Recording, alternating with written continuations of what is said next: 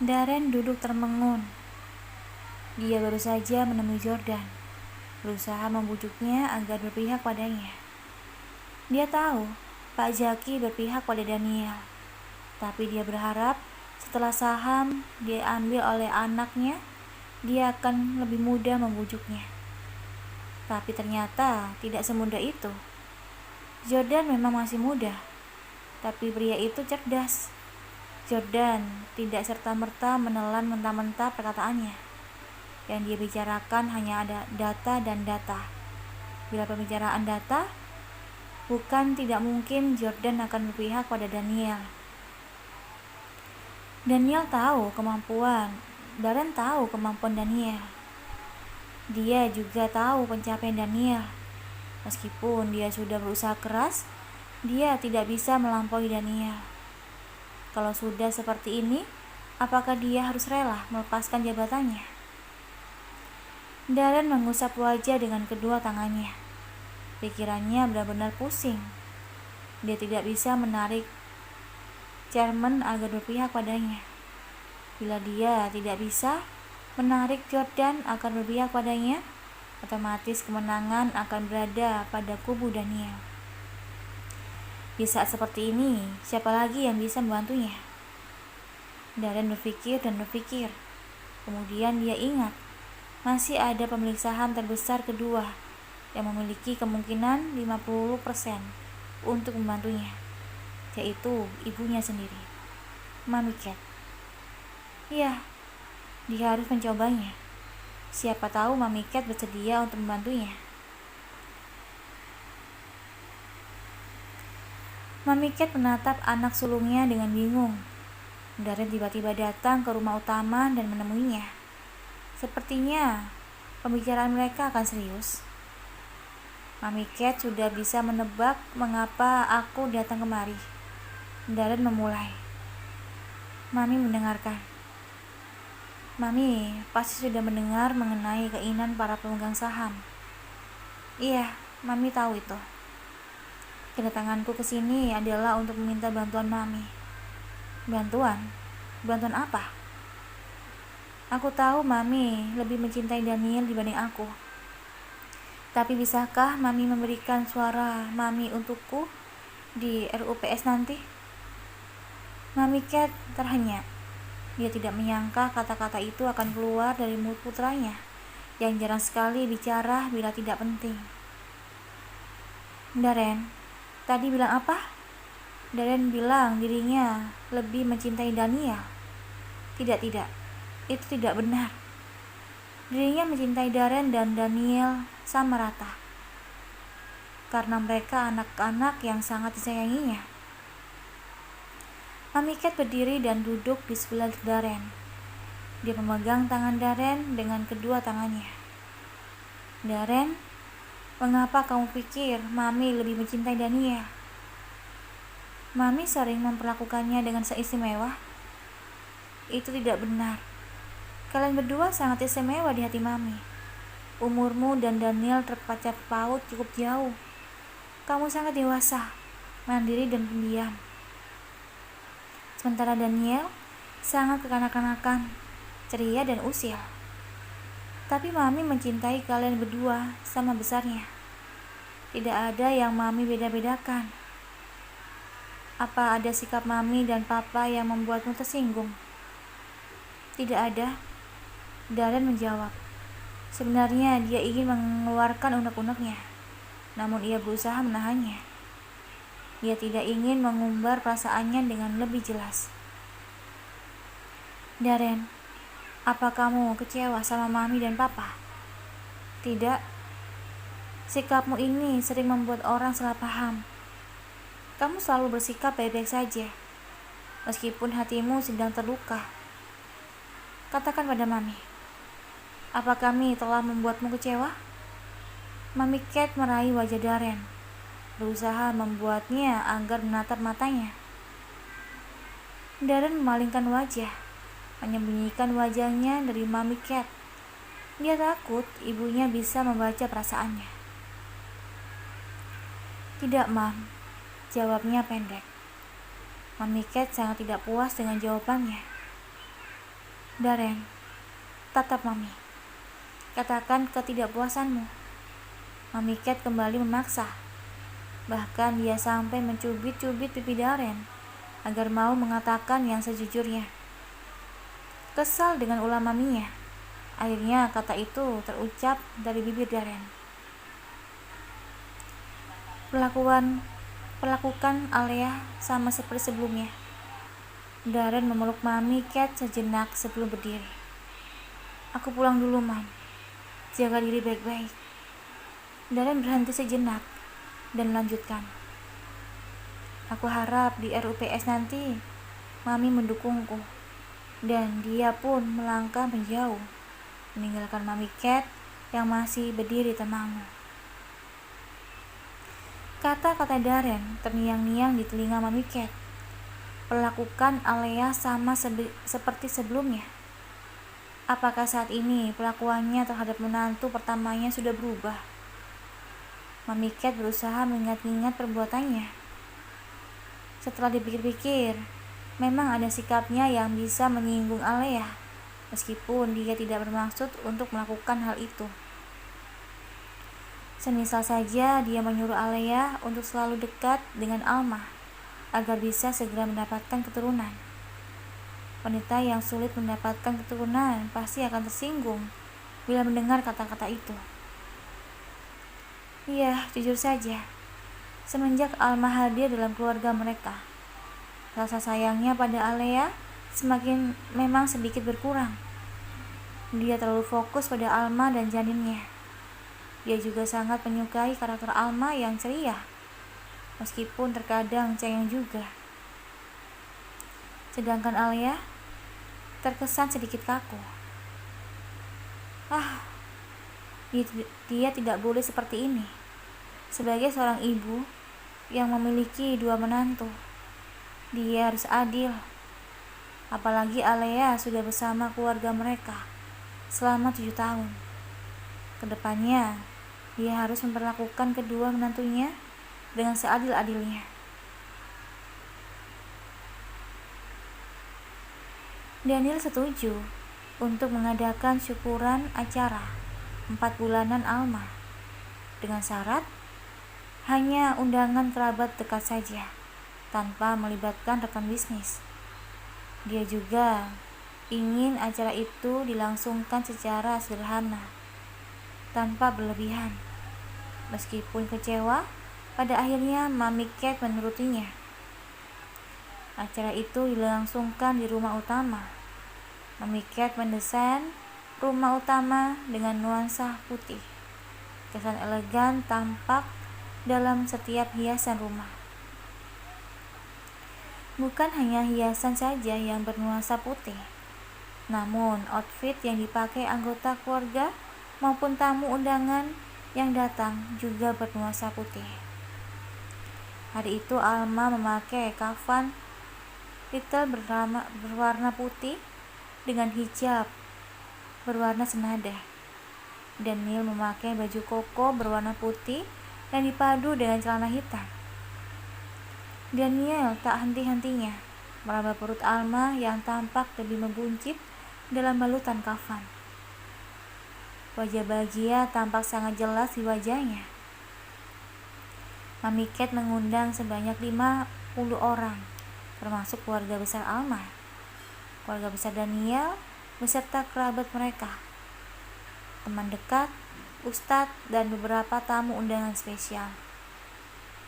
Mami Cat menemani Alma berdiri di depan pintu untuk menyambut tamu undangan yang hadir, sementara Papa Edwin menemani Daniel. Tampak keluarga Alma datang dengan wajah penuh bahagia. Nisa, Jiko, Joy, Bu Rusmi, Akbar datang dalam satu rombongan. Alma menyambut kehadiran keluarga tercintanya dengan wajah bersuka cita dan haru. Kemudian tamu-tamu yang lain mulai berdatangan. Dari Alea, Darren, Firda, teman sekampus Alma, Tito dan istrinya, bahkan Bi Ida dan Pak Thohir. Sepertinya keluarga Daniel memang tidak melupakan jasa orang-orang itu. Tamu undangan sudah hampir datang semua. Daniel dan Alma akan masuk ke dalam rumah. Sebelum sejurus kemudian dipanggil Papa Edwin. Dan ada tamu datang lagi. Cepat kemari. Papa Edwin melambai-lambaikan tangannya. Daniel maupun Alma mendekati Papa Edwin, bersiap-siap menyambut tamu terakhir yang akan datang. Betapa terkejutnya Alma maupun Daniel melihat siapa yang datang. Mereka melihat Jordan berjalan ke arah mereka. Di sebelahnya tampak wanita muda dan cantik mengikutinya. Wanita itu memakai dress warna putih dan juga jilbab putih. Jordan mendekati mereka. Dia tersenyum pada Papa Edwin dan bersalaman dengannya. Maaf Om, saya datang terlambat. Oh, tidak apa-apa, acaranya juga belum dimulai. Papa Edwin menepuk-nepuk bahu Jordan dengan akrab. Kemudian Jordan bersalaman dengan Daniel yang tampak enggan untuk melihatnya. Selamat atas acara 4 bulanannya. Semoga bayi dan ibunya senantiasa sehat, ucapnya berusaha untuk tersenyum setulus mungkin. Kemudian Jordan menyalami Alma. Selamat ya Al. Oh ya, kenalin, dia Mita. Jordan menarik tangan wanita di sampingnya, menyuruhnya untuk bersalaman dengan Alma. Dua wanita cantik itu tampak bersalaman dengan malu-malu. Perkenalkan, nama saya Mita Mbak. Saya Alma. Alma menoleh pada Jordan, seolah-olah bertanya tentang status Mita. Jordan sepertinya memahaminya. Mita adalah tunanganku. Jordan terdiam sejenak. Dengan wajah sendu, dia melanjutkan. Semoga kalian berdua selalu bahagia, ucap Jordan dengan kalem. Kata-kata Jordan terdengar sangat tulus, namun pancaran sakit hati masih tampak jelas di matanya. Daniel bisa melihat hal itu semua, karena dia pernah mengalaminya.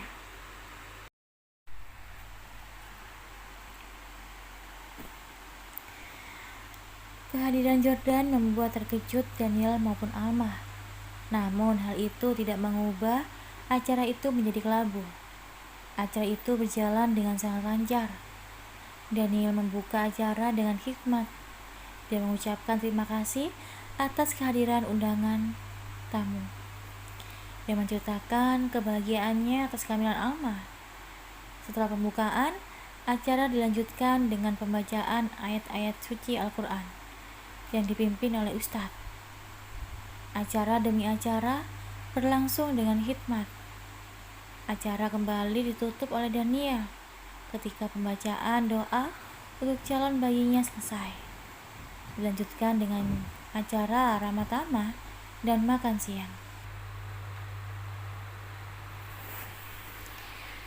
Daniel mengambilkan makan siang untuk Alma. Dia bermaksud untuk menyuapi Alma ketika Papa Edwin memanggilnya. Rupanya, acara ramah tamah pria dan wanita dipisah, sehingga Daniel harus rela berpisah dengan istrinya. Para pria memilih berkumpul di tepi danau buatan yang telah disulap menjadi tempat outdoor party. Sementara Mami Cat menggiring para wanita ke ruang santai, kesukaannya yang ternyata sangat luas. Hampir 50% ruangan itu dipenuhi dengan kaca, sehingga pantulan sinar matahari dapat menyusup ke dalamnya. Tampak tumbuhan hidup memenuhi sudut-sudut ruangan, membawa kesan sejuk dan nyaman bagi penghuninya. Di ruangan itu sudah tersedia berbagai jenis makanan untuk para tamu undangan. Bu Rusmi mengambilkan makanan untuk Nisa, sementara Mami Cat melakukannya untuk Alma. Terima kasih, Ma. Iya sayang, makan yang banyak, agar bayinya tumbuh dengan kuat dan sehat. Mami Cat mengusap-ngusap kepala Alma dengan lembut. Nisa maupun Bu Rusmi yang melihat kelakuan Mami Cat pada Alma ikut merasa tersentuh. Nisa sangat bersyukur karena adiknya mendapatkan mertua yang sangat menyayanginya. Dia berharap adiknya akan selalu bahagia tanpa pernah merasakan penderitaan yang pernah dia alami.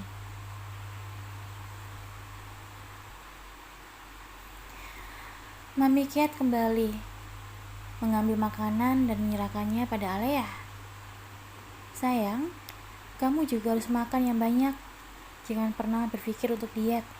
Jaga kesehatanmu dengan baik. Alea menerima piring berisi makanan kesukaannya dengan sedikit terkejut. Sudah beberapa bulan dia tidak mendapatkan perhatian sangat ini dari mertuanya. Perasaannya sangat senang. Iya, Mam. Mami juga harus makan yang banyak. Alea berbalik dan buru-buru mengambilkan makanan untuk Mami Cat. Alma tersenyum melihat keakraban yang terjalin antara ibu mertua dan kakak iparnya. Meskipun Daniel menyuruhnya untuk menjauhi Alea, tapi dia tidak bisa bersikap sedingin itu. Dia dan Alea akan berhubungan dalam jangka waktu yang sangat lama. Rasanya sangat aneh bila mereka saling tidak menyapa. Tapi Alma merasa sangat aneh. Ini kali pertamanya dia bertemu dengan Alea setelah pertemuan terakhir mereka di pesta keluarga Serah. Alea tampak sangat menghindarinya. Jangankan berjabat tangan atau berpelukan. Basa-basi dalam hal berbincang saja, Alea tidak menatap matanya. Apa yang terjadi pada Alea? Mbak, hamil berapa bulan? Pasti 4 bulan ya. Ini kan acara 4 bulanan. Mita tersipu malu mengetahui kesalahannya. Alma tidak sadar kalau dari tadi Mita berada di sebelahnya. Dia terlalu fokus dengan orang lain sehingga tidak menyadari keberadaannya. Oh, kehamilanku memasuki minggu ke-16. Tolong panggil Alma saja. Tapi usia Mbak kayaknya lebih. Umurku 20 tahun. Serius? Serius baru umur 20 tahun? Mita menatap Alma dengan tidak percaya. Iya, aku tebak umurmu pasti lebih tua dari umurku. Aku juga 20 tahun. Kita seumuran. Serius? Iya? Kau pasti kaget melihatku menikah dan hamil muda seperti ini ya?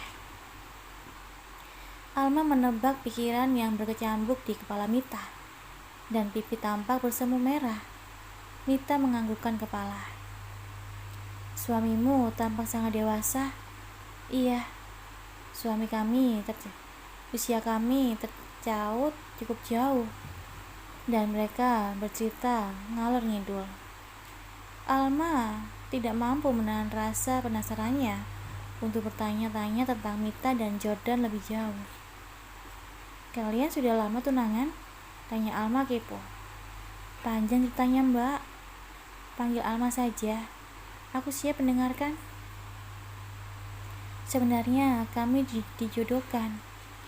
Keluarga kami telah merancang perjodohan ini sejak kami masih kecil. Awalnya dia mati-matian menolak perjodohan ini, tapi entah mengapa tiba-tiba dia menyetujuinya. Aku sangat heran. Oh, begitu. Apa kamu mengenal Jordan? Namanya sebenarnya Jordan. Alma masih bertanya dengan tak percaya. Iya, apa dia memiliki nama lain? Tidak. Alma benar-benar tidak mengerti. Dia kembali berusaha mengorek-ngorek informasi dari Mita. yang tampak sangat ramah untuk diajak berbicara. Dari hal itu, Alma tahu kalau selama ini Ezra atau Jordan telah banyak membohonginya. Pria itu bukan anak yatim piatu, seperti yang diceritakannya sebelumnya. Malah Jordan berasal dari keluarga kaya raya. Entah apa yang mendorong Jordan untuk berbohong seperti itu. Alma memutuskan untuk berhenti mencari tahu. Dia yakin Jordan memiliki alasan tersendiri. "Apa kamu mencintainya?" tanya Alma. Mendapat pernyataan seperti itu membuat Mita tertunduk malu. Pipinya bersemu merah. Tanpa dijawab pun Alma tahu bahwa Mita mencintai Jordan. Dia harap Jordan dan Mita akan bahagia. Alma menyandarkan tubuhnya di dada Daniel, sementara Daniel mengelus-ngelus perut Alma dengan lembut. Mereka tampak sedang bersantai di ruang keluarga apartemen mereka. Acara 4 bulanan telah berakhir dengan lancar. Setelah para tamu undangan pulang, Daniel juga langsung membawa Alma pulang ke apartemen mereka. "Apa dia belum bergerak-gerak? Aku dengar bayi akan bergerak dalam perut." "Sudah, Bi, tapi geraknya sangat halus. Hanya aku yang bisa merasakannya."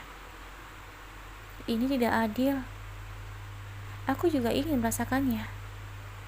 "Ya sudah, bagaimana kalau kamu saja yang hamil, Bi? Kamu akan merasakan semua gerakan. Bahkan, kamu juga akan merasakan perubahan mood, nafsu makan, kontraksi, dan lain-lain. Mau? Kalau mau, aku transfer, Bi." "Kamu ada-ada saja, sayang. Mana ada bayi ditransfer? Dasar." "Cup, cup, cup." Daniel membordardir Alma dengan kecupan-kecupan gemas. "Beneran gak pengen tahu jenis kelaminnya, Bi?" "Iya." "Kenapa?" "Tidak ingin aja. Tapi aku harap bayinya cewek, sayang." Membayangkan akan ada miniatur dirimu membuatku sangat bersemangat. Dia pasti sangat lucu, cantik, baik. Aku akan bekerja ekstra keras untuk mengusir hama-hama yang mendekat. Daniel memeluk perut Alma dengan posesif, membuat Alma terkikik geli. "Hama?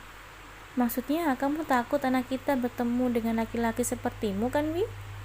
Alma menyindir dengan maksud bercanda. Namun Daniel menanggapinya dengan serius. "Iya, aku harap dia tidak bertemu dengan laki-laki sepertiku. Dia tidak boleh bertemu dengan laki-laki manapun. Cukup aku yang bisa dekat dengannya." "Kalau seperti itu, anakmu akan jadi perawan tua, Bi." "Hihihihi. Tidak masalah. Yang penting dia tidak diceramai oleh hama." "Berarti aku boleh dicemari hama dong, sampai hamil begini?" Alma pura-pura mendesak kecewa. "Sayang, kalau kamu beda. Aku hama berkualitas. Hanya aku yang boleh mencemarimu." Tangan Daniel mulai nakal. Dia meremas-remas dada Alma dengan lembut. Apa sih? Masih sore juga. Semakin besar ya. Kan hamil, Bi. Dulu hanya segenggam. Sekarang genggaman tanganku saja sudah tidak cukup. Daniel memegang kedua dada Alma, berusaha menimbang-nimbang, dan mengira-ngira ukurannya. "Dulu 34A, sekarang 36C. Iya, aku yakin 36C. Kamu kok tahu banget ukuran dada sih? Keseringan pegang dada wanita lain nih." Alma mencubit tangan Daniel dengan gemas. Wajahnya tampak cemberut, membayangkan berapa banyak wanita yang dadanya telah dicicipi suaminya. Sayang, itu kan dulu, sayang. Kebetulan ilmunya masih ada. Sekarang dan selamanya Hanya ada dada ini yang akan kupegang dan kurawat dengan baik. Jangan ngambek dong. Daniel kembali meremas dada Alma, sementara bibirnya sibuk mengecupi bibir istrinya. Alma menggigit bibir Daniel dengan kencang. "Oh, ampun sayang." "Bodoh, dasar mesum." Alma beranjak dari duduknya dan melangkah ke kamar. Sebelum masuk ke kamar, dia berbalik dan kembali berkata, "Malam ini tidur di sofa. Awas kalau masuk ke kamar." "Ampun sayang."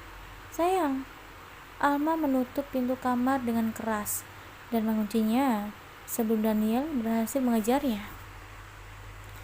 Pupus sudah harapan Daniel untuk mendapatkan jatah malam ini.